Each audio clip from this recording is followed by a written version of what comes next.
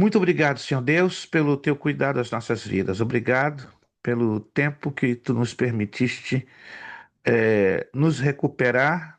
Estivemos enfermos com vários problemas, mas vencendo no teu poderoso nome. Muito obrigado pela vida dos meus irmãos, das minhas irmãs, pelo esforço que eles têm colocado para estarem estudando a tua palavra através deste meio de comunicação, por esta distância física e geográfica que nos separa, mas aqui estamos reunidos no teu santo nome. Abençoa, Senhor Deus, esta classe do bacharel, abençoa também o irmão Kleber ali no médio.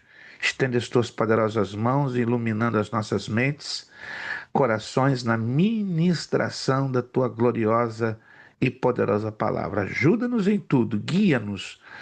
Ajuda os irmãos e as irmãs que estão hoje com limitações de estarem presentes, alguns estão viajando, outros estão enfermos, outros estão com problemas de família, mas que a tua mão possa sustentá-los, em ajudá-los e vencer todos os obstáculos. É a oração que nós fazemos a ti, agradecidos no bendito e maravilhoso nome de Jesus Cristo.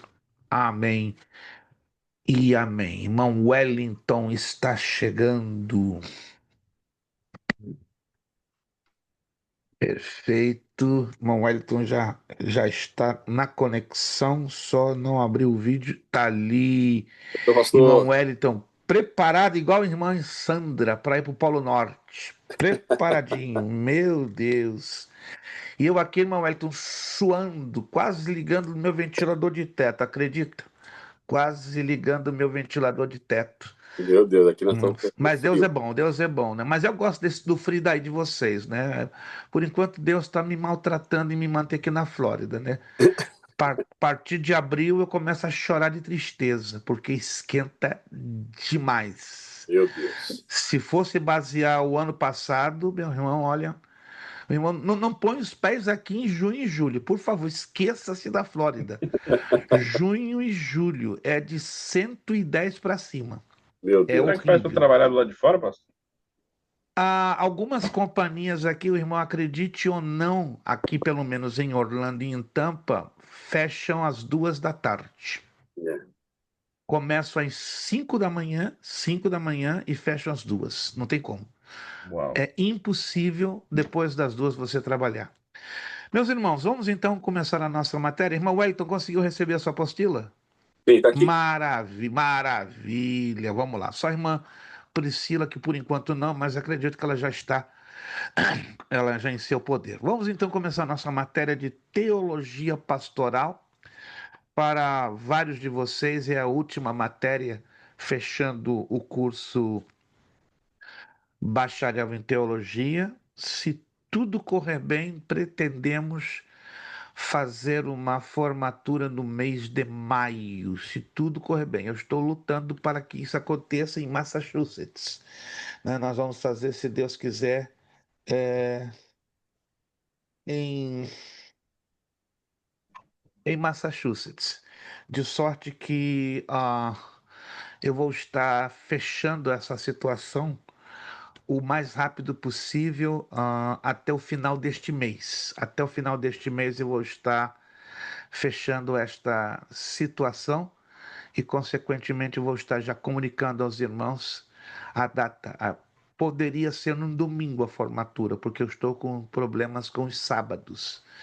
Então, mas eu vou deixar vocês informados até o final deste mês de janeiro. Mas vamos lá.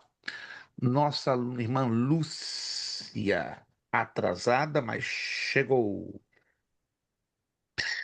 Perfeito. Depois dessa, Nossa falta irmã, 4 matérias para mim, pastor. para o irmão faltam quantas? Quatro matérias.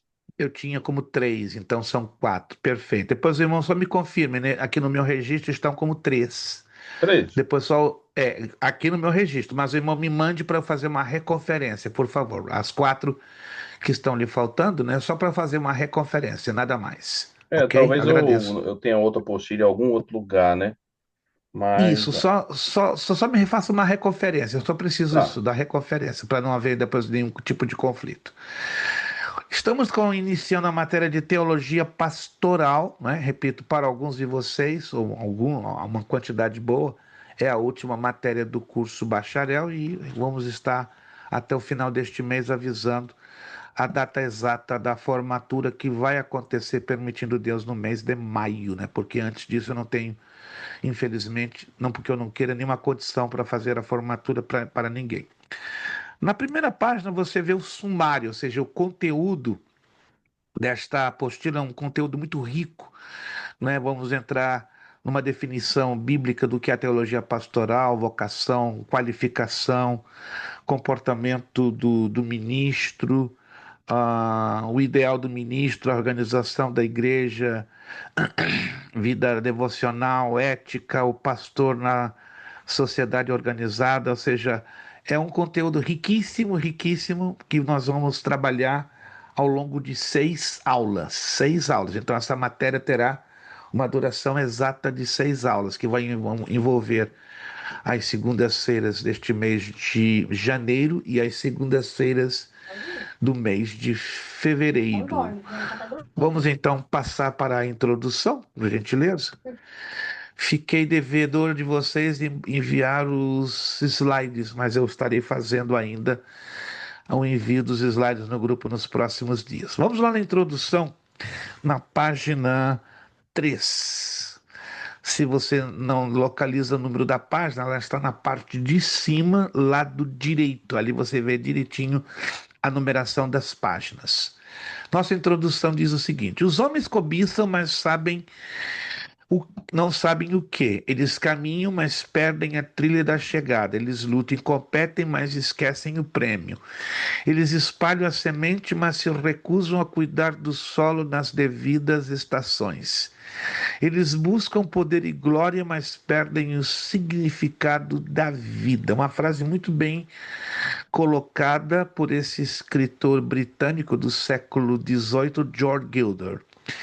Excelente obra almejam aos que são chamados, vocacionados por Deus para servirem. Porém, parece que uma desarmonia paira nas mentes de muitos que vêm para servirem nos ministérios diversificados existentes hoje no corpo de Cristo, onde o lema humano de liderança ou de cabeça toma uma forma mais abundante, não menos diferente do que fala a Bíblia.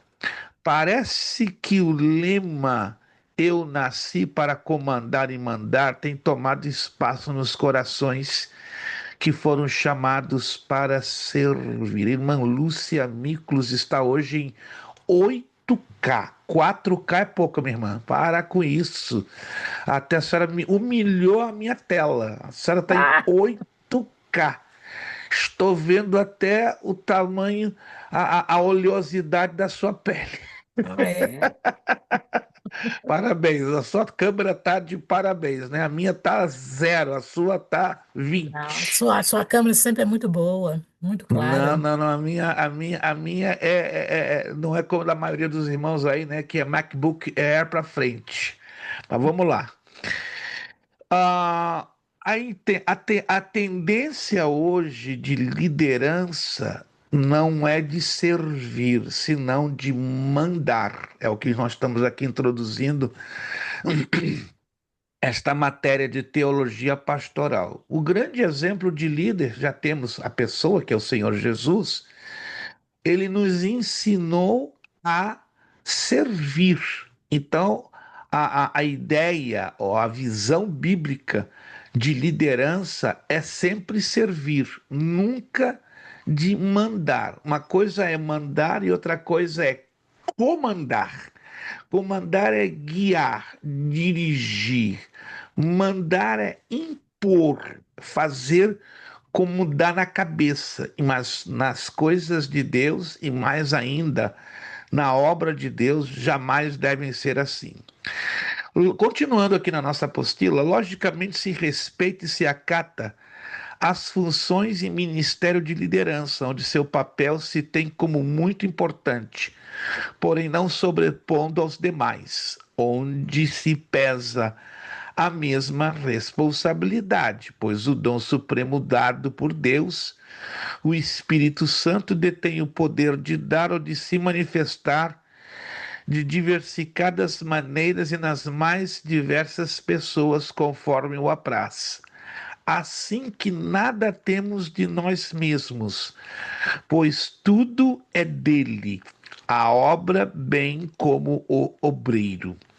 Se escuta ou cambiaram ou a desarmonia da vocação de responsabilidades com a de privilégios. Sou cabeça e não cauda, mas o que não pensam é que devido a tamanha responsabilidade que ser o cabeça traz, é que se existe após a condição de levar o corpo, direcionar o corpo. Isto faz com que muitos às vezes desejam ser um pouco cauda, isto para serem ou terem seu tempo de serem conduzidos ou direcionados. Há um ditado que eu aprendi no Brasil há muitos anos, né? Aqui tem muito cacique para pouco índio. Não sei se você já ouviu esse ditado, né? Eu aprendi nos anos 70. Muito cacique para pouco índio. E esta ideia de caciquismo hoje na obra de Deus, ela é muito intensa, ela é muito exagerada, porque pouco se ensina a visão bíblica de liderança, e sobretudo no que tange as responsabilidades de um pastor, uma vez que estamos aqui, não é, abordando esta matéria de teologia pastoral. Continuando na nossa apostila, o que também é bom lembrar é que os ataques sempre são na parte vital do corpo, e talvez não seja tão ruim assim ser ou ter a posição de cauda. Não que haja uma covarde aqui, ou um covarde, mas sim um pensar humano. Tanto porque todos têm o seu devido lugar e sua devida função no corpo. Não é em vão que Deus, através do dom supremo, determina que cada um terá ou será na missão. Responsabilidades e privilégios se completam, bem como o gozo do trabalho, sendo este, onde for, deve preencher nossas vidas. A nossa salvação e alento se baseia na pessoa de Cristo, Jesus, o cabeça do corpo. Por ele fomos chamados, vocacionados, direcionados e preparados. Procurem fazer um highlight nessas três palavrinhas: chamados, vocacionados e direcionados.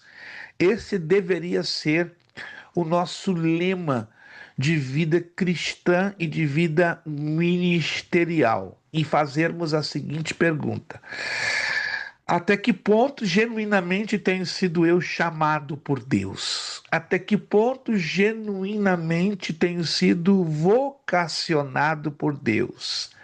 Até que ponto eu tenho sido direcionado e preparado por Deus? Na verdade, são 4 palavrinhas, né? Chamados, vocacionados, direcionados e preparados. Nós vamos bater bem na tecla dessas 4 palavrinhas, destas 4 situações dentro das quais vamos desenvolver esta matéria por nome Teologia Pastoral.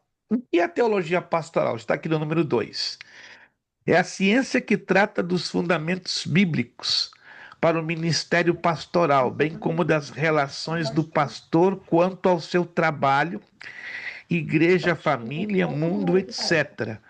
Mas talvez podemos analisar que esta teologia pastoral, a qual pode se confundir às vezes com a psicologia pastoral, deveria se iniciar desde uma visão bíblica e antropocêntrica, ou seja, o homem enquanto ser e em si mesmo. Tanto o homem como um ser emissário de Deus, como o homem sendo alvo. O mais importante, o homem, depois das suas demais relações, família, igreja, mundo, etc. E, em outras palavras, pelo desconhecimento do que é uma teologia pastoral, muitos pastores muito bem intencionados, infelizmente, não estão vivendo o contexto genuinamente bíblico de serem aquilo que Deus planejou ou direcionou para eles. Ô, Daí a pastor, razão, só uma colocaçãozinha. sim, Eu acho que hoje o problema é que tem muitos sendo colocados em posições que não têm o chamado, sim, ok? sem dúvida, sem E dúvida. isso erra muito, porque se você tem o dom para ser evangelista e você é ordenado a pastor e de repente você pastoreia, você não tem talvez o chamado na área pastoral, e sim na área Exato. da evangelização, e assim por diante. E a Sim, gente vê muito esse probleminha, eu não sei quem é, eu vejo assim, aquele que Deus colocou na frente da obra de Deus para escolher ou para ordenar uma pessoa, ele tem que ser convicto, ter discernimento e entender a unção de Deus na vida daquela pessoa para colocar ele exatamente aonde que ele precisa ser colocado. é a questão da compreensão dessas quatro palavrinhas que acabamos de mencionar. Até que ponto o obreiro tem consciência do seu chamado, da sua vocação, da sua direção e da sua preparação. Esse é o grande problema, irmã Lúcia. Eu concordo 100% com a senhora. No momento que o obreiro não entende o seu chamado, não entende a sua vocação, sua direção e a sua preparação, ele pode estar servindo a Deus em lugar errado e criando transtornos para o corpo de Cristo. E hoje está sendo muitíssimo comum. Os problemas maiores nas igrejas, irmãos, entendam isso aqui. Sabemos que igreja não é lugar de gente perfeita, nunca vai ser. Mas os maiores problemas, analisem isso, analisem à luz da Bíblia. Os maiores problemas que temos hoje dentro das nossas igrejas não estão exatamente focados em cima dos membros. A maior problemática está na liderança, com os líderes. O primeiro capítulo do livro do profeta Isaías deixa bem claro. A cabeça ali, segundo o texto, estava enferma, não é? Se a cabeça está enferma, o que vai acontecer com o corpo? O corpo vai ficar completamente enfermo. A cabeça é o símbolo da liderança, dos pastores, dos líderes. Ô, Se temos pastor, e uma olha que esse liderança. texto aí fala uma coisa importante: caroços que nunca foram espremidos. Isso é muito dramático. Isso quer Entendeu? dizer que é uma redundância, é uma reincidência, ou seja, e eu falo com muito respeito e ética, queridos. Existem igrejas hoje cujas lideranças nunca foram saradas.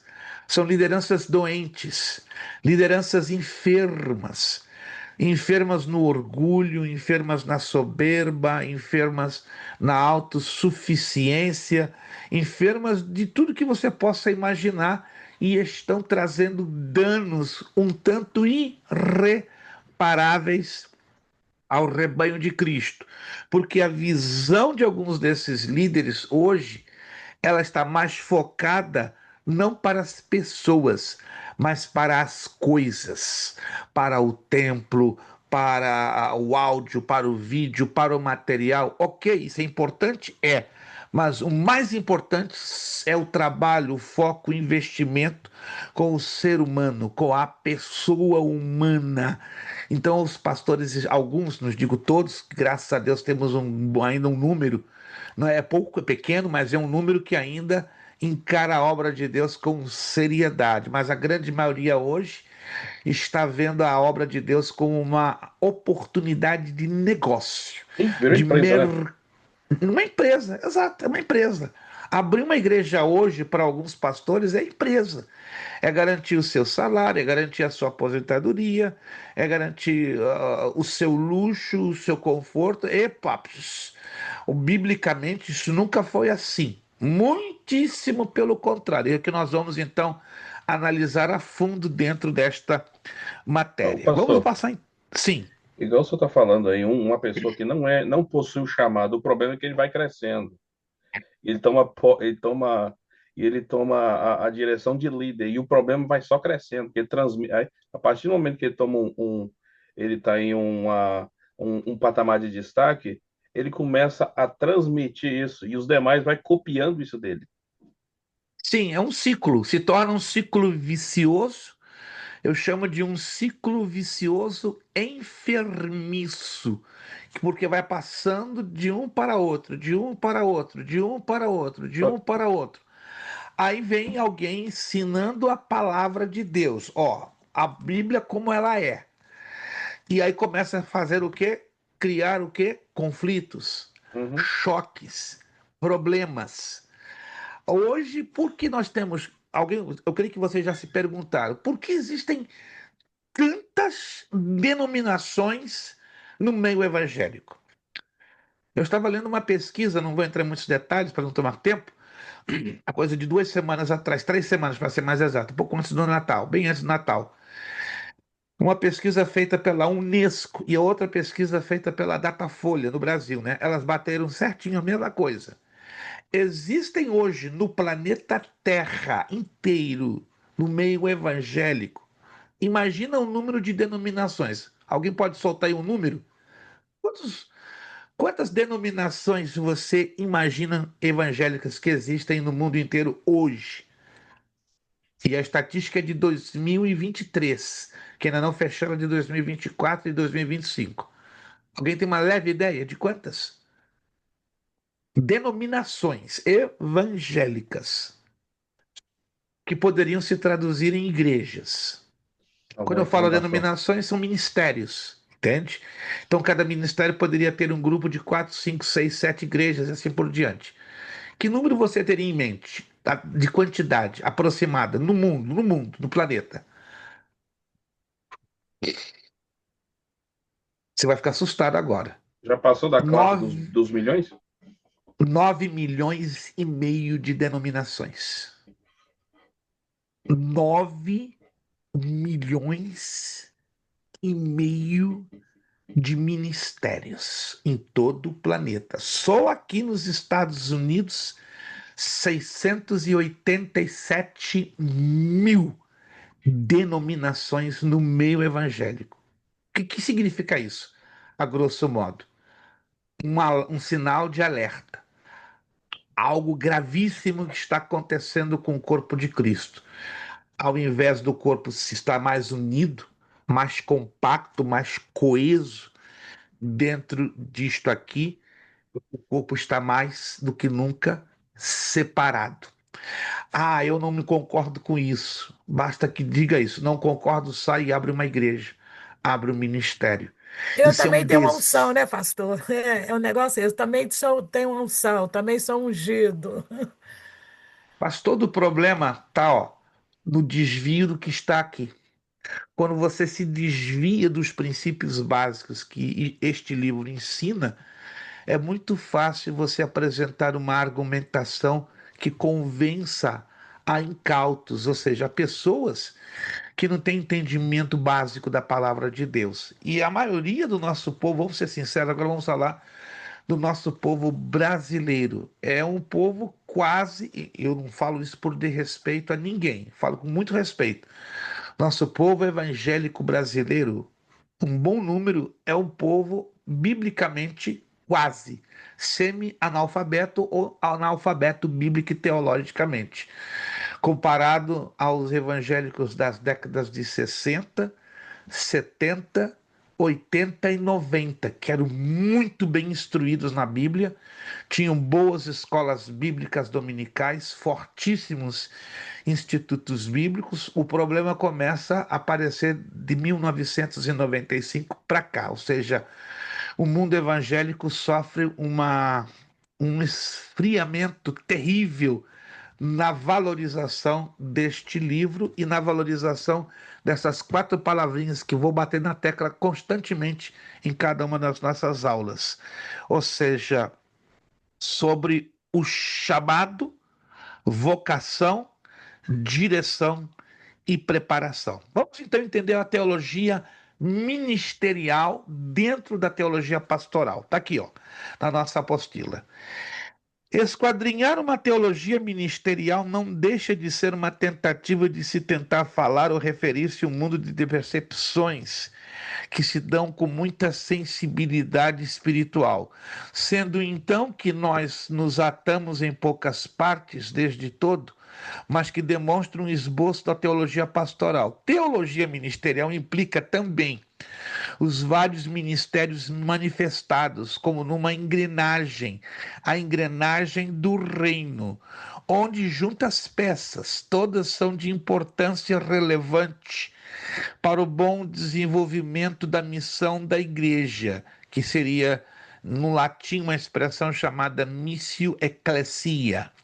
Seja liderança, louvor, evangelismo, educação, pastoreamento, misericórdia e intercessão. Um grande problema é que também as igrejas hoje não enfocam, não enfatizam a missão da igreja, ou seja, a igreja tem uma missão de liderar, uma missão de louvar a Deus, de evangelizar, de educar, de pastorear, de demonstrar misericórdia, de exercitar a intercessão. Então, estas partes importantes estão sendo ultimamente esquecidas, negligenciadas. Uma base bíblica para ministério. Agora vamos entrar em um ponto que vai ser um pouquinho polêmico, né? E vai entrar em choque com que muitas igrejas hoje julgam entender que é ministério. O homem não pode criar um relacionamento com Deus no sentido de conhecimento, pois isso seria contraditório, sendo o homem criatura limitada. Isso é óbvio. O conhecimento de Deus pelo homem somente se manifesta se o próprio Deus se der a conhecer. Então, o que conhecemos, o pouco que conhecemos de Deus hoje é por causa disso aqui, ó. Então, ele se deu a conhecer de várias formas, mas a forma mais palpável, mais tangível, que tem gerado mais impacto nas nossas vidas, indubitavelmente, é a existência da sua própria palavra à nossa disposição. Ele tem a natureza, ele tem a consciência como formas e meios, né, de manifestar a sua existência e a sua vontade e a sua revelação. Isso já estudamos numa matéria lá no Médio em Teologia chamada Antropologia Bíblica, né? São as formas que Deus se dá a revelar diante do homem. Mas observe isso aqui. Mas esse princípio de aventurarmos a fazer teologia se dá mediante a revelação de Deus. Revelação esta que o homem procura sempre acrescentar ou desvirtuar. Isto é, o homem não considera suficiente a teologia que aqui é exposta.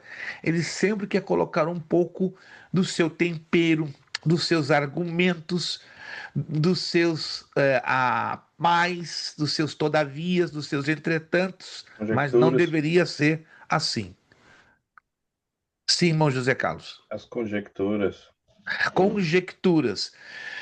Temos direito a ter conjecturas? Temos, mas nós temos que ser muito cuidadosos com as conjecturas, porque as conjecturas muitas das vezes podem levar a sérios desvios, e esses desvios bíblicos desembocam em algo que nós conhecemos como heresia. E está tendo demais isso no meio evangélico. O racionalismo, a verdade, é se entender a Bíblia pela razão, você tem problema. E que problema, minha irmã, e que problema. Entendeu? Estamos aí. O racionalismo nos traz realmente... Desculpa, por isso que temos essa quantidade impressionante de denominações. Irmãos, 9 milhões de denominações evangélicas em todo o planeta. Só aqui 687 mil. No Brasil passa de 1,5 milhão de denominações. Inacreditável. Por que isso, irmãos? É porque, infelizmente, não está havendo a devida unidade na compreensão, interpretação e exercício da própria palavra de Deus. O que é... Está aqui na apostila, né? Essa palavrinha aqui é estranha. O que é axiomático? É a realidade de que Deus se revelou ao homem, dando demonstração de amor e desejo profundo de revelação. O homem traz em si o mesmo sentimento ao intranscendente, absoluto, e como diria Barth, né, um filósofo, em sua teologia, ao Deus totalmente outro. Ao que afirmamos que o homem tem em si mesmo a prova desta revelação, que é este desejo a Deus e sentir a buscá-lo. Santo Agostinho chama de semen religionis, ou religionis, como está no latim. O homem tem em si isto, uma prova de sua revelação no homem e no homem, além de muitas outras já conhecidas como a revelação natural, moral, escrita, encarnada e cultural, como dogmatismo já definido na teologia sistemática. Mas o que é importante ressaltar, e nem mesmo temos mais que comentar, é que tudo que somos ou temos vem dele. Jesus Cristo, portanto, é a máxima revelação de Deus, expressão plena de seu amor para com o homem. Nesta conclusão, observamos que Deus tem o homem como mais importante, seja ele quem seja ou como esteja. Assim, a Bíblia traz referências do seu id, visando o homem, objeto de seu amor. Está entrando nossa irmã Ruth. Irmã Ruth apareceu, louvado seja. Ela havia avisado, né, que poderia ou não aparecer, e apareceu nossa irmã Ruth. Paz do Senhor, irmã Paz do Senhor, Ruth. pastor. Não é que apareceu a Margarida, não, apareceu a irmã Ruth. Muito bom Sim, pastor. revê-la. Tá bonito esse seu ambiente aí, meu Deus, isso aí é Pastor, aqui é um ateliê de costura que eu estou fazendo um curso e vou ter a formatura agora no final desse mês. que Daqui 15 lindo, minha dias. irmã. Que Então, privilégio. eu Uau! fiz, eu fiz uma sala de estudo, Meu tipo um Deus. escritório, e o meu ateliê, Ruth Basílio Ateliê. Meu Deus, olha, Chique. Olha, que muito, top. olha, muita areia para pouco caminhão que é o Aqui, ó, meu. Meu pastor, ó. Deus, que eu estou falando com uma modista, estilista a nível Yves Saint Laurent. Meu Deus, irmã Ruth, fico feliz, ficamos felizes por esse seu triunfo. Olha que bonito, que bonito. Deus seja glorificado. Parabéns, minha irmã, Sim. pela sua É uma realização, pelo... realização de um sonho, um divisor de águas, uma terapia, porque eu sei fazer tricô, crochê, bordado, Uau! e agora a costura, né? Vai fazer a diferença. Com Então, certeza. Deus seja ocupar o glorificado, meu minha. Muito tempo com feliz. coisas úteis. Muito feliz pela sua conquista, tá? Que Deus continue lhe usando muito, lhe abençoando muito, né? E fazendo desse sonho uma plataforma para, inclusive, glorificar também o nome do Senhor, nosso Deus, né? Porque diz o apóstolo Paulo, tudo que fazemos, devemos também fazê-lo para a glória do nosso Deus. Então, parabéns de coração, feliz demais por esse Amém. lindo Obrigado, ambiente, pastor. por essa conquista que Deus entregou nas suas mãos. Mas vamos lá, teologia pastoral, que tem muito que nos revelar, muito que nos falar. Que página, Neste pastor? página de número 4, estamos já Eu não na recebi base a minha bíblica. apostila ainda não. Ainda não, mas vai chegar essa semana, porque vários irmãos já receberam, né? Aí depende da distribuição local do correio, né? Não depende demais. Um Eu bom número já recebi. recebeu e outro número. Tá lá, a irmã Ruth já recebeu a dela. Página de número 4, uma base bíblica para o ministério. Nós estamos no parágrafo neste contexto. Neste contexto de que Deus deseja que este relacionamento podemos rever dados bíblicos para a formação de uma teologia pastoral. Por exemplo, quando a Bíblia traz palavras do próprio Jesus, eu vim para, meu Pai me enviou para, eu fui enviado para. Toda teologia que nós aventuramos formalizar seria dentro de uma focalização cristocêntrica, na missão e construção de uma teologia pastoral. Esta frase, olha que interessante, fui enviado, não tem menos de 40 vezes a sua ocorrência, não é? Pelo menos dentro dos evangelhos, quando se refere ao Senhor Jesus. Não venho de mim mesmo, mas sim que fui enviado por aquele que é verdadeiro, o qual vocês não o conhecem. Eu o conheço porque procedo dele e foi ele que me enviou. João 7, verso 28. Assim que, como tu me enviaste ao mundo, eu também vos envio. João 17, 18. Os termos mais importantes, aqui quero chamar a atenção dos irmãos, ou destacados são enviar ou vir. E são termos usados constantemente. Os apóstolos estão sempre envolvidos a estes termos, que sempre também os estão usando, como é o caso de Gálatas 4:4. Quando chegou a plenitude dos tempos, Deus enviou a seu Filho, e é o caso da primeira carta de João 4:9. Nele se manifestou o amor de Deus por nós, que enviou seu Filho único ao mundo para que vivêssemos por ele. Então, a teologia pastoral encerra ou envolve uma missão que deveria ser cumprida cabalmente à luz da sua palavra. A questão teológica está aplicada num contexto: vir, revelação, e o vir escatológico, referindo-se também a um constante vir no sentido de sempre estar se adorando e servindo, pois a divindade está sempre neste relacionamento do céu para com a terra, e neste vir de revelar-se e de manifestar escatológico. Apocalipse 1:7, 22, 7, e aí vai, de todos esses textos. Além destes versos, outros permeiam a ideia de vir, ir, sair e o ofício sacerdotal. João 7,16, 5,36 e aí vai por adiante. Assim como descreve o comentarista e escritor como o ser envolve a totalidade do universo, assim o vir envolve a totalidade do ministério cristão.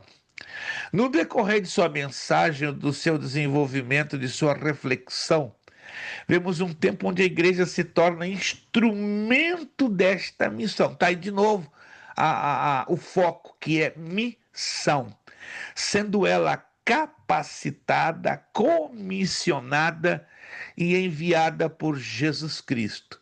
Estes textos acima fazem uma referência específica a Jesus e a missio Dei, né, uma expressão latina que Lutero estabelece depois da Reforma Protestante de 1517 para dizer a missão da igreja, ou, como já conhecemos, a grande comissão de Mateus 28, 18, 20.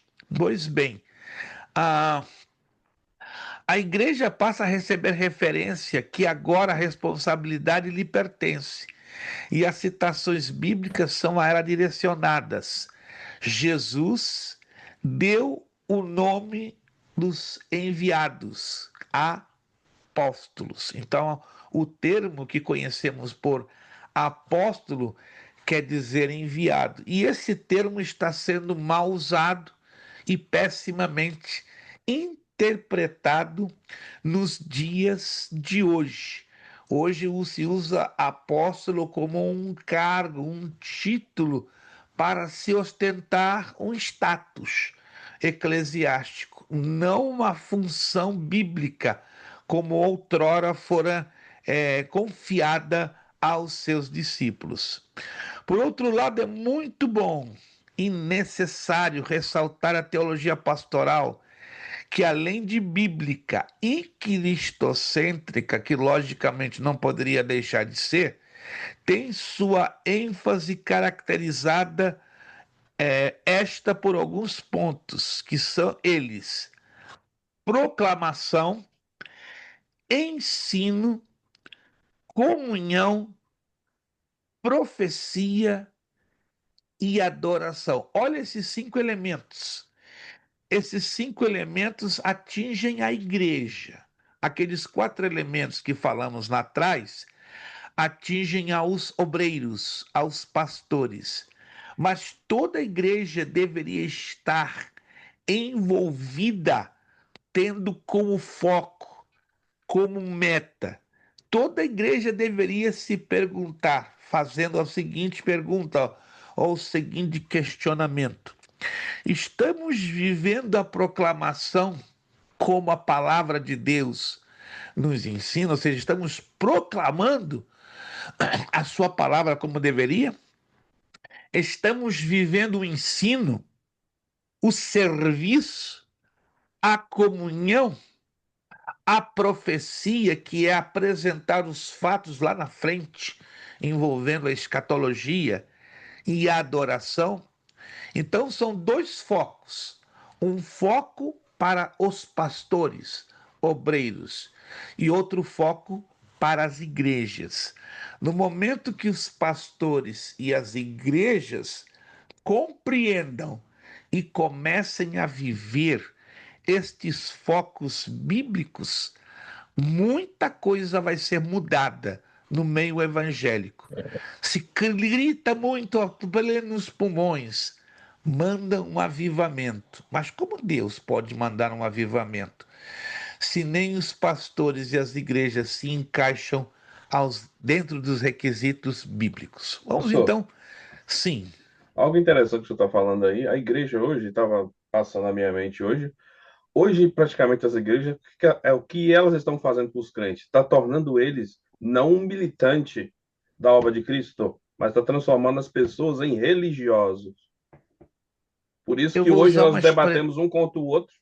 A nossa mentalidade. Eu sempre falei, gente, por que a igreja de Cristo nós não temos o mesmo pensamento se servimos o mesmo Deus? Entendeu? Temos várias tribos, cada um, quando você vai em uma tribo, ele prega Jesus de uma forma, vai em outra de outra forma, e ninguém se consegue unir um com o outro.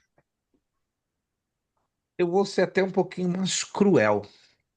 A mentalidade de igreja hoje para alguns ministérios e denominações é que os membros são meros clientes. Clientes que estão usando um serviço específico que a igreja lhes oferece. Olha que coisa triste isso. A igreja então se torna um mercado, vamos assim dizer, e os membros são simples meros clientes. Ofertam, dizimam, participam, um clube. Deixou de ser o organismo para ser uma mera organização. E isso está descaracterizando terrivelmente o que é igreja. Aliás, o conceito Investiu de no igreja conforto, né, hoje, pastor? exato, mas o conceito de igreja hoje está invertido. Sim. Qual é o conceito de igreja hoje? Chamar o pecador para dentro. Mas esse não é o conceito de igreja. Biblicamente, o conceito de igreja é a igreja sair para buscar o pecador. Esse é o conceito de igreja, porque a palavra igreja é eclesia, chamados para Para fora. fora. Não é errado você convidar alguém para vir à igreja, não é errado, por favor, não tenho isso como um conceito herético ou contraditório, mas a mentalidade evangelizadora hoje é trazer, chamar e não sair, buscar. O chamar, o atrair faz parte, mas deveria ser o complemento, e não a causa, e não a necessidade, e não a base. Então a igreja hoje tomou o caminho ao contrário, porque é mais confortável, não é? Você entrar numa rede social e só convidar, chamar, fazer propaganda. Agora é mais difícil, causa transtornos, dá mais trabalho sair, peito a peito, cara a cara, tete a tete. É muito mais complicado, claro. Ninguém quer sair hoje da sua zona de conforto. Mas aí quem sai no prejuízo é o reino que está saindo num gigantesco prejuízo. Então hoje, infelizmente, a visão de igreja é de clientes, não é? Aquela igreja ali tem 1.500 clientes, ao invés de dizer 1.500 seguidores de Jesus Cristo. E o Que triste evangelho é isso, né? diluído, né, pastor? Exato, não, o evangelho, ele é não apenas diluído, mas ele está sendo hoje misturado com tantos ingredientes que não tem nada a ver com a originalidade Mas o irmão ensinada. José acabou de falar aí de formação de religiosos não crentes. E a religiosidade, ela acaba perseguindo Cristo. A gente vê o exemplo de Paulo, era um homem de Deus, temente ao Senhor, buscava uma vida com Deus dentro dos padrões dele.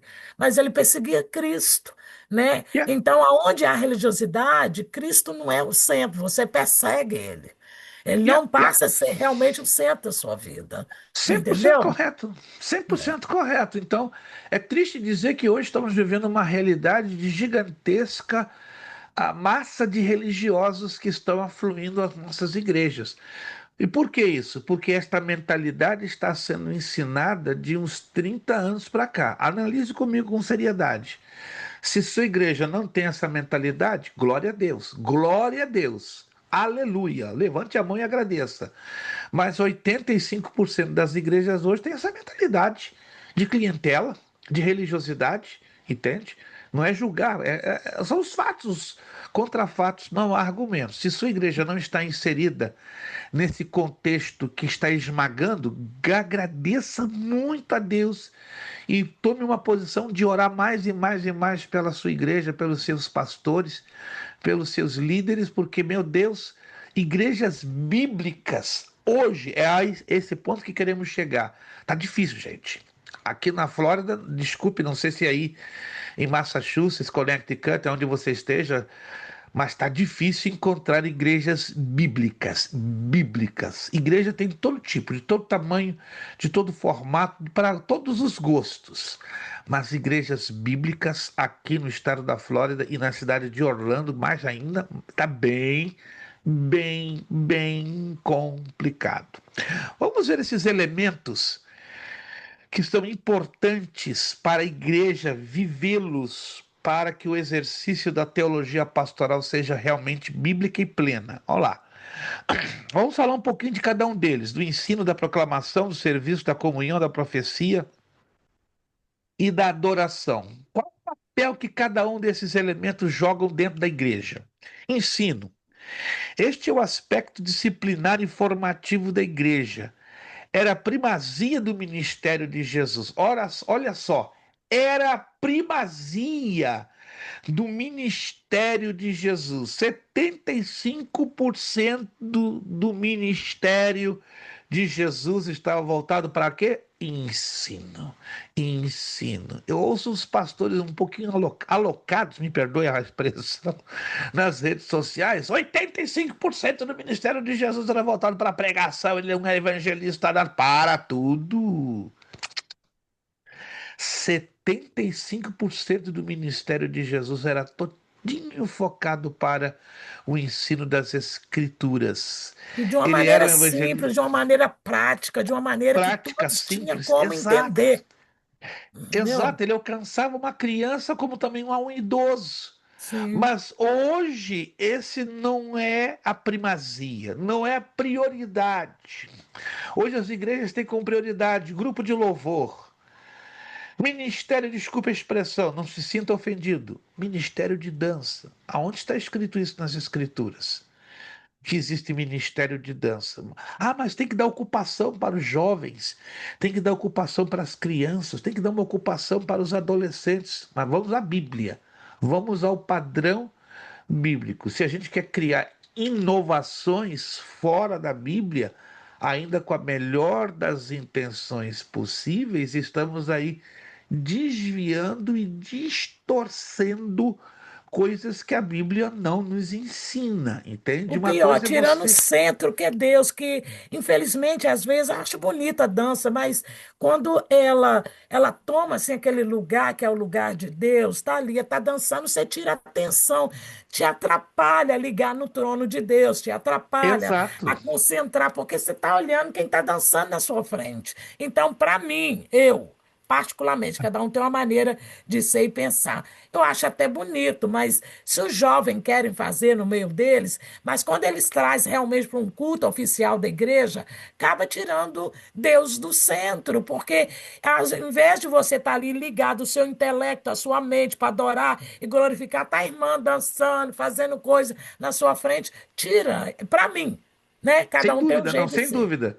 Se o culto é cristocêntrico e É, bibliocêntrico, esse tipo de apresentação distorce sensivelmente.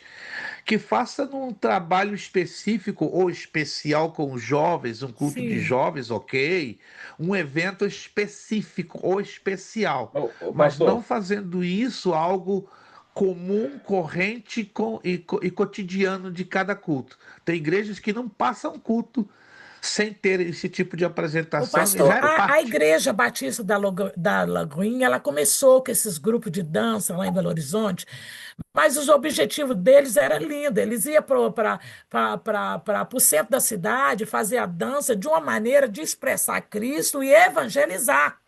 Você entendeu? O propósito era evangelizar, transmitir a dança de uma Sim, maneira sim. que alcançasse as pessoas. É Porém, válido, você entendeu? Só que depois as coisas foi de todo mundo quis pegar carona e não tem assim o mesmo é sentido. porque as coisas ganharam uma distorção muito grande. Sim.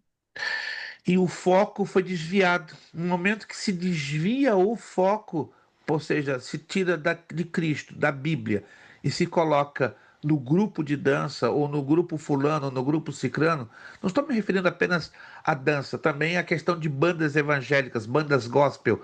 Quando o foco se é voltado para o homem, trocado para o homem, aí Para a estraga tudo. igreja e não para Deus. Deus não é o centro, né? A Nunca foi. igreja, né? Esse é o Nunca. problema. Deus é o centro. Nossa adoração tem que ser bibliocêntrica e a cristocêntrica, não eclesiocêntrica. O que É está o que acontecendo acontece. hoje É. é um culto eclesiocêntrico. Irmão José Carlos, tinha alguma abordagem a fazer? não, pastor, só ia falar sobre a questão dos jovens da igreja. Às vezes você vê, vamos fazer um culto jovem, às vezes o pastor, ele veste vestimentas de jovem, coloca um boné para trás, uma bermuda rasgada. Eu fico falando, gente, esses jovens que estão aqui, eles são da igreja ou da onde? Mas nós temos que fazer isso para ganhar os jovens. Como? Eu fui jovem um dia. Eu vim para a igreja com 14 anos de idade. O que o meu pastor me ensinava, ele falava, irmão, você tem que fazer coisas na sua Bíblia, leitura da palavra, cumprimento da mesma, vigia, ora e jejua. Toda vez, no fim do culto, era isso que ele ensinava. E eu tive muitas experiências com Deus. E eu não precisei de subterfúgio nenhum. Eu não precisei de nada de fora que me atraísse para a igreja. Era a palavra. Hoje os Mas jovens são o esse, que são, mas, mas- porque eu estou tratando-os de casa como que eles fossem de fora. mas esse é o problema, irmão José Carlos. Hoje é o foco está sendo, foi mudado. No momento que o foco foi mudado, foi desviado, tá bastante difícil. Não, se Hoje, a rede. estratégia Jesus é o centro, é válida. Toda estratégia é válida, mas quando Jesus não é o centro, que é o problema. A gente vira vários testemunhos. Como é que chama aquele missionário que foi para China e chegou lá, ele teve que investir, acompanhar a cultura da época. Yeah, yeah, Eu yeah. acho que tudo. Como é que é o nome dele? O Watchmanis? Não, como é que é? Eu esqueci o nome dele. Ele realmente ele teve que submerger na cultura da China para ganhar o chinês. Sim, Existem sim, coisas que, se é uma estratégia de Deus, se Deus é o centro, ok, né? Porque nós não podemos também julgar o que está no coração de cada pessoa, aquilo que ele exatamente. está fazendo para Deus. Agora, se não é o certo, porque igual nós temos muito problema na América, problema cultural entre os nossos filhos que nasceram na América, entre as igrejas que eles congregam, que tem uma cabeça mais americanizada, pastor, é problema. Sem Então, dúvida, sem dúvida. em parte, é claro que a gente precisa de estratégia. A gente não pode Sim, também colocar aquela cabeça lá de 40, 50 anos atrás no jovem de hoje, porque a época hoje é outra. Porém, temos que ter cuidado para não desviar o foco, que é Cristo. Entendeu? A Em outras estratégia não palavras, importa. ter equilíbrio, o equilíbrio que é Sim, complicado. sim. Só. Buscar o equilíbrio, o balanço exato, hoje está super complicado. Vamos ler alguns textos para entendermos esses aspectos do ministério da igreja, ou seja, da missão da igreja, o ensino. Mateus 4:23. Vamos rapidinho ler Mateus 4:23. Se você tem a sua Bíblia aí pertinho de você, eu quero acreditar que sim. Mateus capítulo 4, versículo de número 23. Alguns dos irmãos podem participar ajudando-nos com a leitura. Mateus capítulo 4, versículo de número 23. Pode abrir o seu áudio se você quiser ler o texto, nos ajude. Mateus 4, 23. E percorria Jesus toda a Galileia, ensinando na sua sinagoga e pregando o evangelho do reino e curando todas as enfermidades e moléstia entre o povo. Esse é o chamado resumo do evangelho completo. O evangelho completo, ele traz a palavra que transforma a alma e transforma o corpo e transforma o espírito, né? Olha o que Jesus fazia. Ele percorria ensinando nas sinagogas, pregando o evangelho do reino e curando todas as enfermidades e moléstias entre o povo. Vamos a Mateus 9:35 também? Mateus 9:35.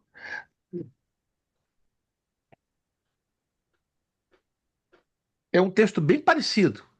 Parece uma cópia, mas vamos lá, Mateus 9:35.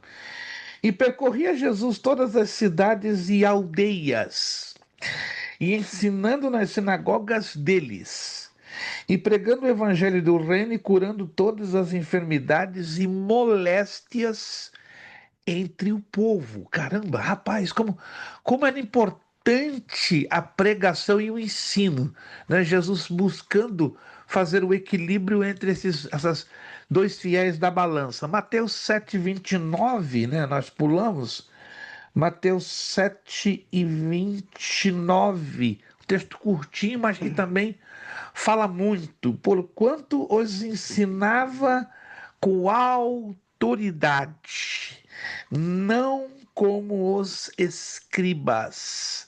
Marcos 1:22 também, esse texto de Marcos 1:22 me chama bastante atenção. Marcos 1:22.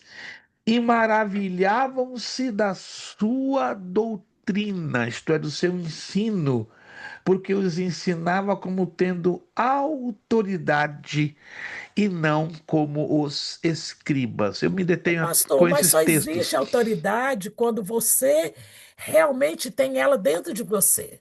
Então, o que falta, a Bíblia, quando ela é ensinada, você tem que ser aquilo que você ensina. Ok? Sem dúvida, Jesus era a própria Bíblia, né? Ele ensinava aquilo que ele era, né? sem dúvida, isso E não ao temos. contrário dos escribas, o escriba simplesmente ensinava aquilo que eles não tinham experiência. E esse Eles, é tra- um grande eles, problema que nós eles busquemos. trabalhavam com uma vida teórica, né? Hoje Sim. não é diferente. Nós temos homens e mulheres que estão tomando o púlpito sem pregando o que não estão vivendo, Que ensinando o que não não tem estão vivendo. experiência. Não que nós E somos perfeitos, mas nós temos que buscar essa perfeição em nós. Temos temos que experiência, quem buscar. ensina principalmente. Você tem que ter experiência com a palavra de Deus. Sem Porque você dúvida. Se vai, não tiver. quando você passa ela, você passa aquilo que você é. Entendeu? Exato. É uma diferença enorme, não é um tanto de letras, de conhecimento, que também, infelizmente, fica para ali nos escribas. Se eu Falava aqueles que eles prego. não tinham experiência viva, que eles não viviam, né? Se eu prego, por exemplo, sobre oração, se eu ensino sobre oração, eu tenho que ser a primeira pessoa a Sim, viver a vida de oração, a ter uma vida de oração. Uma coisa estranha, contraditória, né? Eu sim. ensinar a teologia da oração, né? Que existe uma teologia muito bem organizada nas Escrituras Sagradas, e eu não viver essa Eu não tenho teologia. uma Melhor experiência você. para passar. É. Exato. Então, melhor fique quieto, caladinho, né? Passou Fique uma vez, eles me aprendendo. convidaram para mim, eu fui, né, escolhida lá para fazer uma lição na escola dominical. Eu falei com o meu superintendente, eu fiz, você me desculpa, essa aí eu não faço, não. Ué, mas por quê? Eu falei, porque eu não tenho uma experiência nessa área. Sem dúvida, a Entendeu? senhora Eu foi não vou sincera. fazer. A senhora foi Entendeu? honesta, 100% honesta. E hoje alguns crentes, para não desagradarem seus pastores, atendem qualquer tipo de convite. Não é assim, De irmãos. jeito nenhum. Que respeitemos os nossos pastores nos convites que eles nos façam, mas eu creio, e à luz da Bíblia, entendemos? Tudo tem um limite. Se você não experimentou aquilo, uma coisa incoerente, né? Mesmo que seja o seu pastor que esteja ali pedindo, mas isso não seria um ato de desobediência? Não. É um ato de coerência. É um ato de submissão a Deus, primeiramente, porque fazer algo que você não tem experimentado não faz sentido. Proclamação, proclamação. Este tem a ver com o aspecto querigmático da igreja, né? Por que querigmático? Porque vem de uma palavra grega, querigma, quer dizer anunciar, revelar. Esta afirmação é enfática e axiomática, pois nada, ninguém ou até qualquer instituição tem também o privilégio de ser proclamadora do reino de Deus. O dom maior, o Espírito Santo, com as suas ferramentas, são presentes para a igreja cumprir o seu ministério. Mateus 4:23. Mateus 4:23, já lemos esse texto, mas vamos colocar aqui Mateus 10:7. Isto, Mateus 10:7. Mateus capítulo 10, versículo 7. Diz a Escritura: e indo pregai, dizendo: é chegado o reino de Deus. Olha só que interessante, né? É chegado o reino de Deus, isto é, a revelação do reino estava através do ministério do Senhor Jesus Cristo, né? Marcos 16:15, esse Ô, texto pastor, só um todos. minutinho. Olha para Sim, você ver, ele diz, indo pregar e dizendo, é chegado o reino dos céus. Primeira parte. sim. Agora, se você não tem a fé, que hoje em dia muita gente não tem a fé realmente que é chegado o reino dos céus. Se você está falando Oh, por falar sem fé, aí o segundo versículo não vai acontecer em nós. não vai. Os enfermos não vai ser curados, os leprosos não vai ser limpo, os mortos não vai ressuscitar, os demônios não vai ser expulso, né? Então, assim, e completa de graças recebeste, de graças dai. Então, quer dizer, infelizmente a nossa fé é limitada. Muitas das vezes a gente prega, mas a gente não tem essa fé que Deus quer que nós tenhamos. Quer dizer, ide pregar e dizendo é chegado o reino do céu. Eu creio, porque se eu creio, vai acontecer todas essas coisas aqui. Por isso que os discípulos chegaram a uma certa ocasião e disseram: Senhor, aumenta a nossa fé, Sim. aumenta, porque temos muitas das vezes parar e fazer uma reciclagem olhando para dentro de nós. Senhor, como é que está a minha fé? É como um tanque de gasolina, né? Você conhece o seu carro, sabe até onde o seu carro dá para fazer uma viagem, para fazer uma jornada, e você olha lá no reloginho, né, da gasolina, como é que está. E muitos já passaram da reserva. Nem na reserva já estão, já passaram da reserva da fé. Então convém que sejamos prudentes em sempre fazermos esta oração. Senhor, aumenta-nos a fé. Porque a fé não é uma coisa constante, infelizmente. Vamos ser realísticos. Fé não é uma coisa. Hoje eu posso estar bombado de fé, explodindo de fé, vazando pelos poros. Mas amanhã eu enfrento uma situação, uma adversidade, uma tribulação, um problema, e a minha fé ao mesmo tempo está lá embaixo. E aí? Como é que vai ser? E Como é que ele você diz vai que sem encarar? fé é impossível agradar a Deus, então aonde não há fé, Oh, há um espírito de incredulidade. Espírito de incredulidade é pecado, é com raiz de pecado, certeza. né? É Então raiz nós de temos pecado. uma obrigação diária em fazer esta oração. Senhor, aumenta a minha fé. Irmãos, de tudo, interessante essa abordagem que a irmã Lúcia está nos fazendo. De tudo que você pode pedir diariamente para você, além da provisão, da comida, do sapato, da saúde, do trabalho, Nunca se esqueça de insistentemente pedir a Deus: aumenta-me a fé, aumenta-me a fé. É o oxigênio da nossa relação com Deus. Se não tivermos esse oxigênio, como é que nós vamos ter relacionamento com Deus, meus Não, irmãos? acaba, faz como o povo de Israel fez. O povo de Israel pecou porque quando eles pararam de crer, eles começaram a buscar outros deuses, outros refúgios, outras E é coisas, e se desviaram do caminho do Senhor. Então, assim que eu digo coloca. assim, A pode falar. Corretíssimo, religiosidade corretíssimo. faz isso, pastor. O Isso, chegou no caminho ponto. constante. É o caminho constante. A pessoa vai se acostumando com aquilo. Isto chegou ao ponto. A religiosidade anula a fé, Uhum. anula o reabastecimento da fé. E a falta de fé tem sido a causa de grandes transtornos e problemas no meio das nossas Incredulidade, o igrejas. espírito, quer E dizer, é, a raiz da falta da fé é a incredulidade. A incredulidade, ela não pode agradar a Deus. sem Se dúvida você nenhuma. esquece dos feitos que Deus fez ontem, acaba descrendo, né? Que esse é o problema da nossa fé. A nossa fé, ela é tão, igual você falou, um dia está lá em cima, lá embaixo, porque a gente esquece de olhar que o Deus que fez ontem, ele vai fazer amanhã. O Sem Deus que dúvida. promete, ele vai cumprir, né? Então, muitas das Embora, vezes, embora ele nunca vai fazer da nossa maneira e no nosso tempo. Isso aí sim. tem que ficar bem claro. Deus nunca vai fazer do jeito que queremos e no tempo que queremos, ainda que exista a urgência. Meu Deus, amanhã vai vencer tal coisa. E o que tem que fazer? Deus sabe mais do que ninguém que amanhã vence o teu aluguel. Amanhã vence o teu mortgage. Amanhã vence a prestação do seu carro. Mas não tenho, Senhor. Calma. Ah, é muito fácil dizer calma. Não é fácil, irmãos. Eu não vou entrar aqui em detalhes. Já tenho vivido cada situação que chega lá. Ó, e agora? E agora?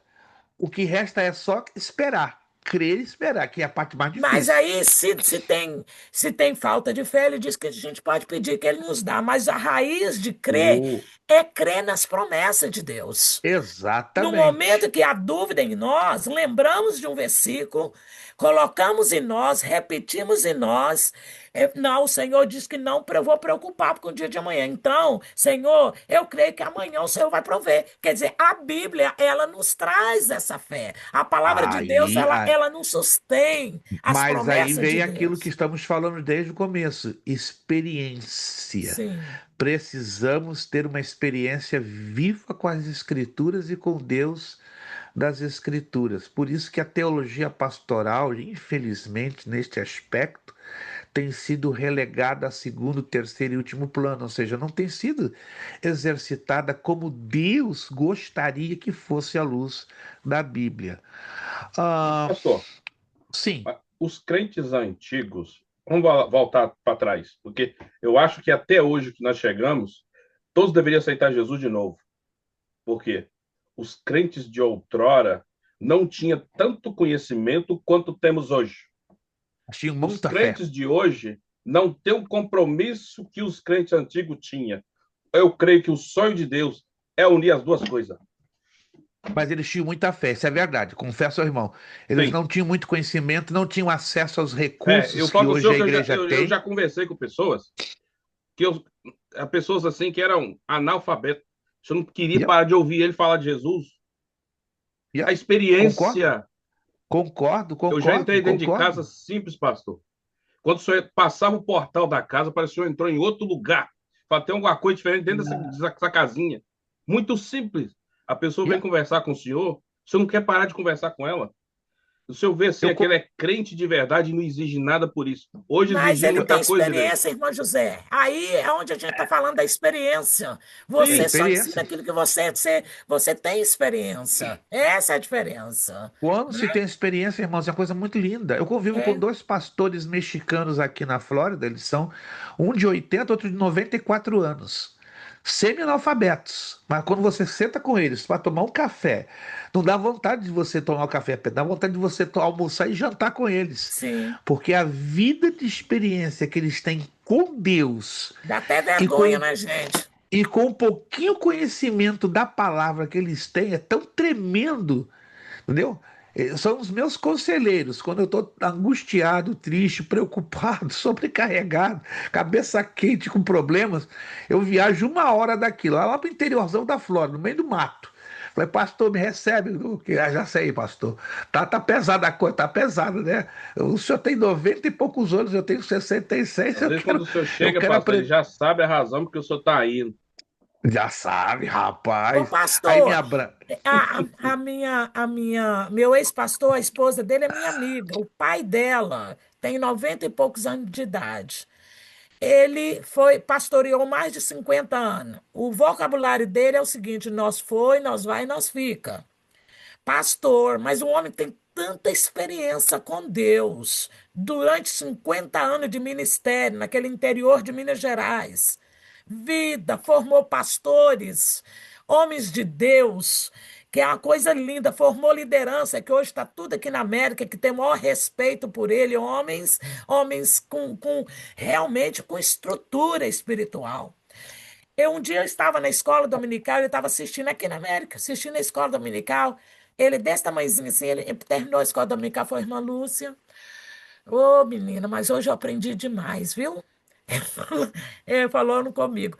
Hoje, minha filha, eu aprendi demais. Eu fiquei com vergonha, sabe por quê, pastor? Que quem aprende com ele sou eu. Porque as experiências que ele tem com Deus, o que Deus fez durante o tempo do ministério dele, ele pega até hoje o acordeãozinho dele e toca um zininho de fogo. Ô, filho, você não quer sair do culto, entendeu? A Pas- presença de Deus. Muito bem colocado a nossa irmã Lúcia, a pastora Priscila fez ali uma abordagem, né? Nós transbordamos aquilo que está em nós. Sim, Se temos algo dentro de nós, vai transbordar. sim, Jesus mesmo disse em Lucas 6,45: a boca fala do que o coração está cheio. Eu não posso transmitir Deus se eu não vivo Deus. sim. Temos que viver Deus. Ter teologia, como estamos batalhando ao longo desses anos, estudando a palavra, é importante? Porque É é a parte que necessário. nos cabe, a preparação. Mas a gente não pode deixar que a preparação ofusque, né, obstrua, impeça de termos a experiência. O Muito pelo equilíbrio, né, contrário, pastor? a preparação deveria nos alavancar a ter essa experiência, a ter mais sede de buscar experiência. Pelo menos eu assim eu tenho aprendido ao longo dos anos. Né? Achar o Quanto mais equilíbrio você. para isso, né? Exatamente. Mas o problema, irmão José, Porque às voltamos de vezes, novo. eu acho assim, na minha maneira de pensar, às vezes a teologia ela quer te explicar tudo. Ela quer te levar, às vezes, para a razão. Entendeu? Aí você não vai encontrar isso. Não, tem coisas que não, impossível. A teologia não vai dar explicação. Ela não vai levar você ao ponto da razão e da lógica para você interpretar ou explicar. Mas aí Mas precisa ela da fé, né? A fé, ela é aí entra a fé. crucial. Aí A entra a fé, fé, ela é claro. crucial. Aí Entendeu? entra a fé, entendeu? Então nós temos que ser equilibrados. O que exatamente devemos interpretar e entender pela razão e o que não é possível ser compreendido e aceitado pela razão, aí temos que colocar a fé em ação. Vamos para o serviço? Aqui está, né, apostila? Ressaltamos aqui o aspecto diaconal. Diaconia é a palavra grega para serviço. Jesus disse: eu vim para servir e não para ser servido. Uma das tristes realidades da negação, digo da negação e do desconhecimento da teologia pastoral, que muitos têm a seguinte mentalidade: eu sou pastor, eu sou ministro, eu estou aqui para ser servido. Erradíssimo. O pastor, o ministro deveria e deve ser exemplo de serviço. O primeiro a colocar a mão na massa, o primeiro a dar o pontapé na bola, o primeiro a fazer as coisas. Muitos hoje são chefes, só estão mandando, mas são poucos os líderes. Líder se envolve, líder se compromete, líder se sacrifica. Se você conhece um líder que não se sacrifica, ele é tudo, Eu já tive um pastor menos assim, pastor. líder. Sim, irmão. Eu já tive um pastor assim, um pastor Eliezer. Eu tenho ele no meu coração até hoje.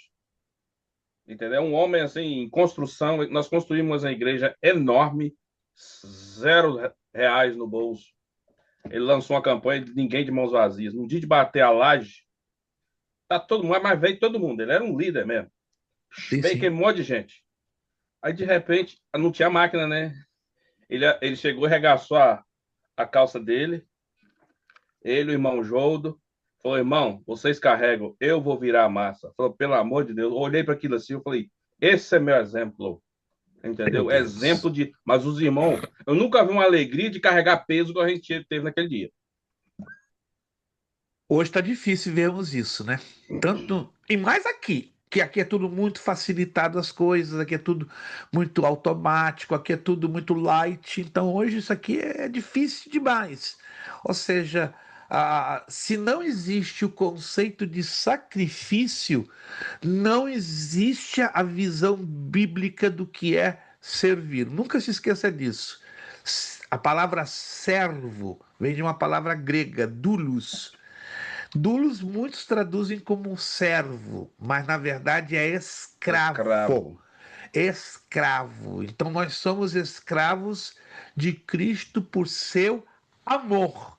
Éramos escravos do pecado a Satanás, mas agora somos escravos de Cristo por amor. E é de E livre e nós espontânea, né, pastor? livre, espontânea vontade, exatamente. E temos que entender que nós fomos chamados para sermos diáconos, ou seja, servidores. E o servidor não pode medir preço, consequência. Se você vai servir a Deus medindo o esforço, está errado. Isso não é servir. Esquece, para tudo. Servir sem sacrifício não é servir, é enganar-se a si próprio e pior, é enganar a Deus e enganar a igreja. Então, vejo hoje, infelizmente, líderes, pastores que deixaram a visão sacrificial que Cristo veio nos trazer. Mateus 9,36, já estamos chegando ao finalzinho da nossa aula, hoje a nossa aula vai ser um pouquinho mais curta.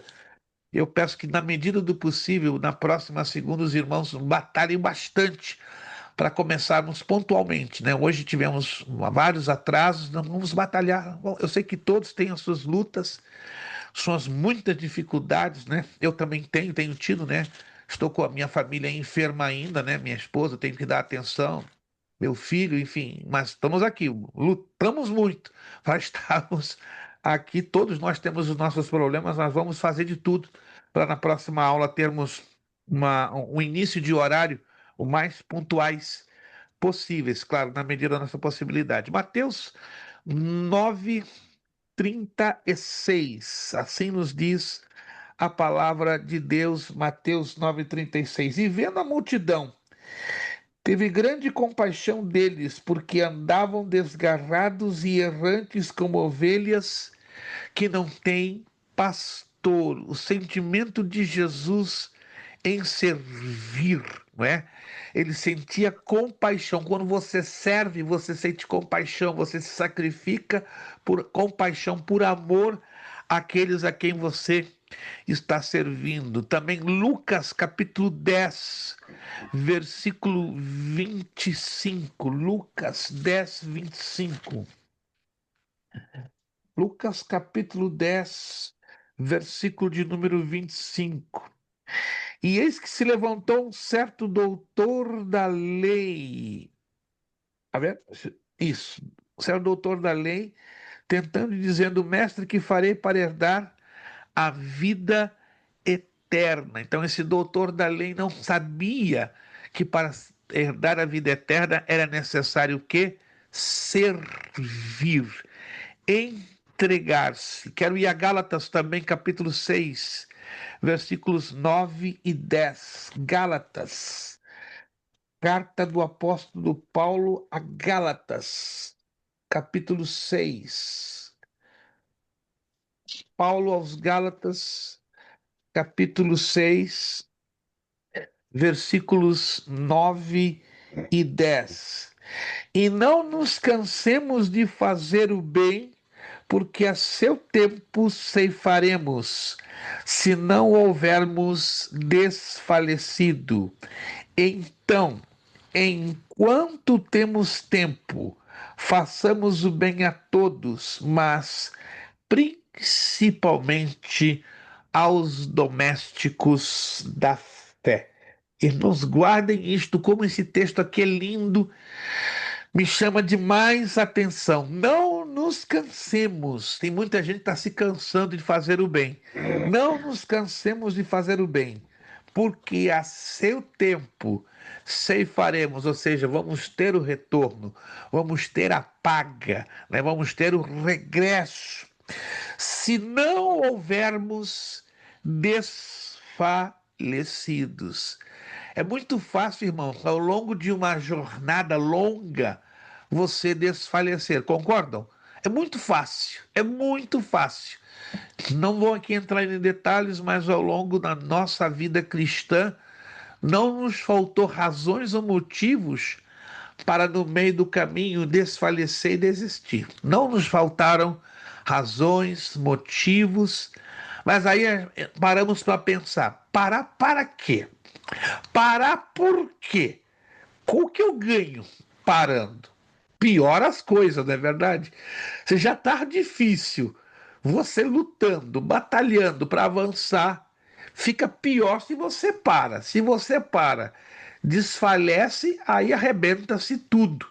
Então, com Cristo, irmão, sempre valerá a pena esforçarmos-nos, ainda que você diga: meu Deus, já não tenho mais ânimo, já não tenho mais forças, já estou altissimamente limitado e perdendo até as esperanças de vencer.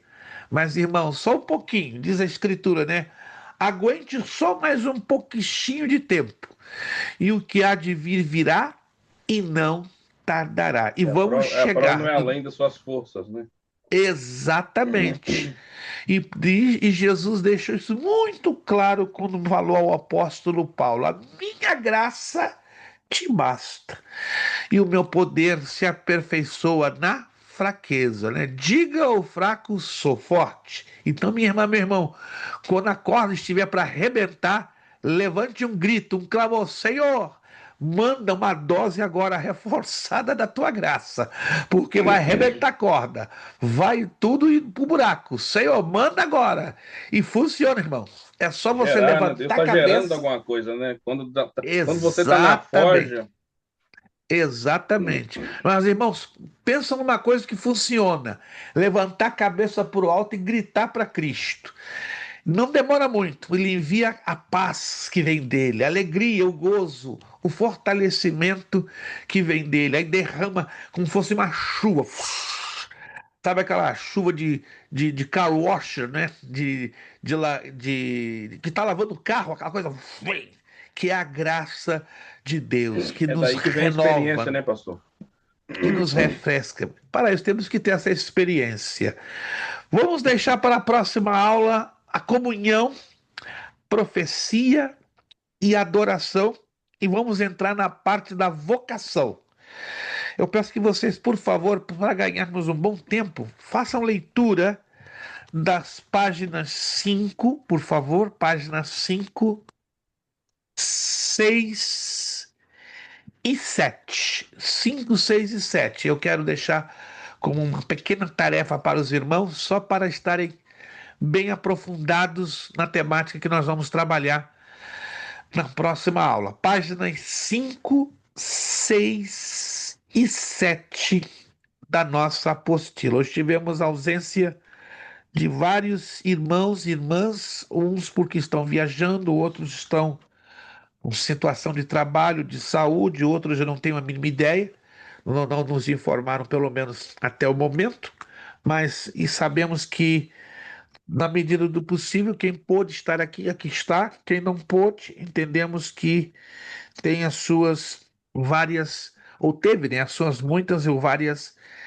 limitações, né? E recapitulando, esta matéria terá o fechamento no dia 23 de fevereiro. Então, seremos 6 aulas, né? 6 aulas aqui para o bacharel e 6 aulas lá também para os irmãos do grupo do Médio em Teologia. Terminamos, então, nossa aula de hoje, primeira aula da matéria Teologia Pastoral. Queremos agradecer as orações de cada um dos irmãos. Estejam reforçando as orações. Eu estou com a minha família bastante enferma. Fomos aqui acometidos por um flu desde antes do Natal, né? Passamos o Natal hospitalizados, né? Todos nós três. O Ano Novo também, nós três, pela primeira vez passamos os três, Natal e Ano Novo, os três hospitalizados, cada um em um andar diferente do mesmo hospital. Mas minha esposa e meu filho estão indo e voltando, né? Estão ficando uma semana, depois voltam, 3 dias, está bem difícil. E eu estou reagindo um pouco melhor desde a quinta passada. Desde a quinta passada, voltei a falar. Fiquei mais de 18 dias igual a Zacarias, né? O pai de João Batista, mudo. Não tinha voz, estava bem afônico, mas graças a Deus aqui estamos. Então lembre-se da minha família, nas vossas orações. O flu aqui está arrebentando com muita gente. Deus abençoe você aí na sua casa, na sua família, guarde você de flu, de qualquer outra enfermidade, porque você sabe que doente, enfermo, você não faz muita coisa, a gente não faz nada, né? A gente para até de trabalhar, para de fazer a obra de Deus, a nossa vida para completamente. Então que Deus possa derramar abundantemente saúde sobre cada um de vocês, sobre as vossas famílias, sobre os vossos lares e sobre as vossas igrejas, para que possamos juntos continuar a fazermos a obra do Senhor e também cuidarmos das nossas famílias e dos nossos trabalhos. Obrigado pelo esforço de cada um de vocês, irmão José Carlos, irmã Sandra Sandim, né, que está lá no Polo Norte. Que Deus abençoe e possa aquecer a irmã Sandra. Irmão Wellington, Deus abençoe, irmão Wellington, orando pela sua vida, pela sua saúde também. É só vitória e Deus vai completar a obra. Irmã Ruth, mais uma vez, meus parabéns por esse lindo local de trabalho, por esta conquista. Irmã Lúcia, obrigado pelo seu esforço. Pastora Priscila, e esperando que na próxima aula possamos ter de volta os alunos que não puderam estar conosco nesta data de hoje. Vamos então estar orando. Vamos pedir ao nosso irmão José Carlos de Souza. Ele estará abrindo ali o seu áudio, já está com o seu áudio aberto. Ele estará nos guiando uma palavra de oração para finalizar a aula de hoje. Irmão José Carlos, por gentileza. Amém. Querido Deus, eterno Pai, neste momento queremos, Senhor, te agradecer pelos momentos que passamos, Senhor, aprendendo da Tua palavra. Senhor, abençoa cada família aqui representada. Colocamos a vida da família do pastor Prestes em Tuas mãos, Senhor. Envia o anjo de cura ali, Jesus, que Tu possa restabelecer a saúde da família dele, Senhor, ou de algum colega de classe também, Senhor, que estiver passando por algum problema ou alguma doença na família ou nele mesmo. Em nome Senhor. de Jesus. Graças te damos por tudo. Te agradecemos em nome de Jesus. Agradecemos aos alunos que já puderam fazer o pagamento da sua mensalidade de janeiro. Se algum aluno ainda está com a sua mensalidade atrasada, há tempo de você fazê-lo enviando a multa, né? Eu sei que nós temos, infelizmente, alguns alunos que estão com as mensalidades atrasadas, mas, do contrário, agradecemos os que já fizeram do mês de janeiro. E você tem até o dia 31 deste mês para regularizar a sua mensalidade. Vamos, então, com o nosso lema para finalizar. Seriedade, compromisso, disciplina. Seriedade, compromisso, disciplina. Seriedade, compromisso e disciplina. É necessário que ele cresça e que eu diminua. É necessário que ele cresça e que eu diminua. É necessário que ele cresça e que eu diminua. E a Deus damos o que? A honra, a glória e o poder para sempre. Muito obrigado, Deus nos abençoe. Beijo no coração.